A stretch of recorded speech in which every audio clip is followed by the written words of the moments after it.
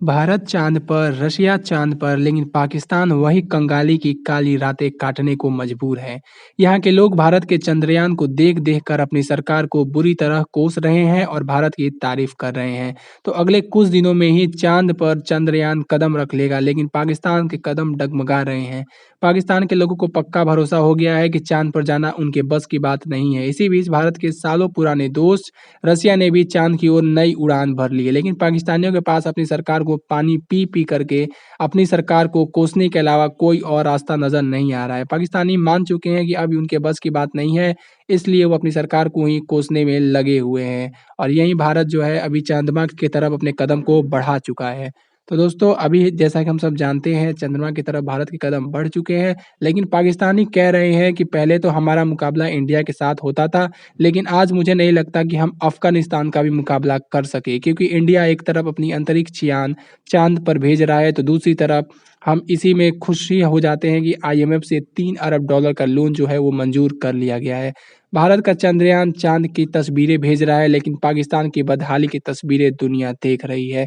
इसी पर पाकिस्तानियों के चेहरे उतर गए हैं, अपनी बदहाली पर आँसू बहा रहे हैं। आम पाकिस्तानियों का कहना है कि पाकिस्तान के तो अभी हालात ऐसे हैं कि हम सभी हैंड टू माउथ है, उतना कमाते हैं जिसमें खा सकें। हम तकनीकी पर तो इन्वेस्टमेंट कर नहीं सकते, तकनीक पर इन्वेस्टमेंट वो कर सकते हैं जिनके पास अच्छे रिसोर्सेस होते हैं।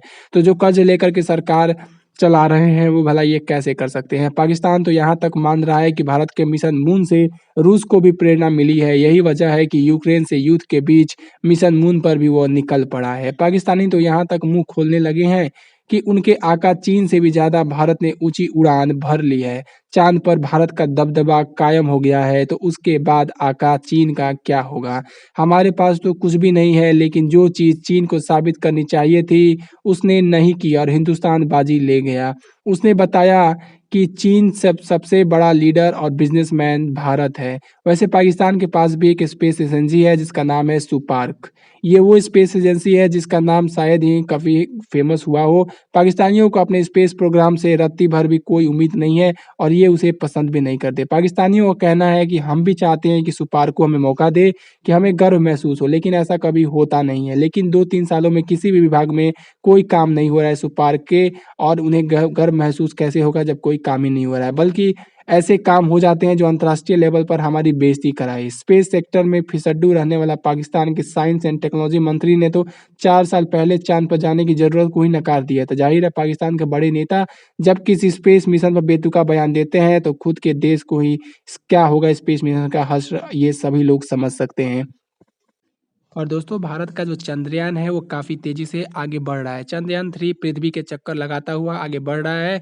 चंद्रयान 3 ने पृथ्वी के गुरुत्वाकर्षण का भी इस्तेमाल किया। लॉन्च होने के बाद चंद्रयान 3 ने सबसे पहले पृथ्वी के छोटे चक्कर लगाए, फिर हर चक्कर के साथ उसकी दूरी बढ़ी। 5वें चक्कर में प्रोपोर्शनल मॉड्यूल की मदद से चंद्रयान 3 चंद्रमा के कक्ष में पहुँचा है। यहाँ फिर से वो चंद्रमा के चक्कर लगा रहा है। अब ये चक्कर बड़े से छोटे हो रहे हैं। यहाँ से चंद्रयान 3 लैंडर अपने अगले कदम यानी चंद्रमा की सतह पर लैंडिंग की तरफ बढ़ रहा है। रूस के पास शक्तिशाली रॉकेट होने के कारण उसे चीन पर चाँद जो है उस पे पहुँचने में काफ़ी कम समय लग रहा है, लेकिन इसका मतलब ये नहीं है कि भारत का चंद्रयान 3 किसी भी मामले में उससे कम है। चंद्रयान 2 की असफलता के बाद भारत एक-एक कदम बहुत सँभल कर के रख रहा है।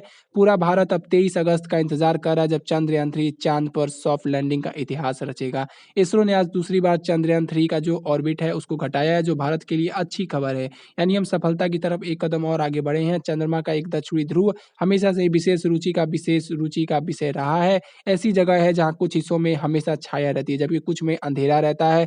छाया वाले इलाके को लगातार कहा जाता है कि यहाँ पर बर्फ हो सकती है। अमेरिकी अंतरिक्ष एजेंसी नासा का दावा है कि अरबों सालों से चंद्रमा के दक्षिणी ध्रुव में कुछ गड्ढों पर सूरज की रोशनी नहीं पहुँच सकी है।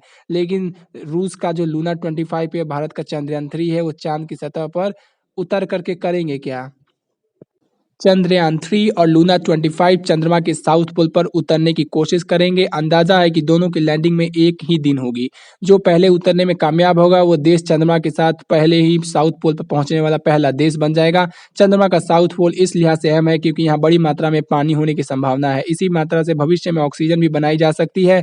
इसलिए चंद्रमा पर इंसानों की बस्ती के लिए दक्षिणी ध्रुव यानी साउथ पोल बेहद अहम है और वहाँ पर जो पहले पहुंचेगा, भारत पहुंचने वाला था लेकिन रशिया ने बीच में टांग घुसेड़ दिया है। तो अब ये देखना होगा कि सबसे पहले कौन पहुँचता है। जो रेस अमेरिका और रशिया के बीच स्पेस में शुरू हुई थी आज से 40-50 साल पहले, अब वो भारत और रशिया में देखने को मिल रही है। देखना होगा पहले साउथ पोल पे कौन पहुँचेगा।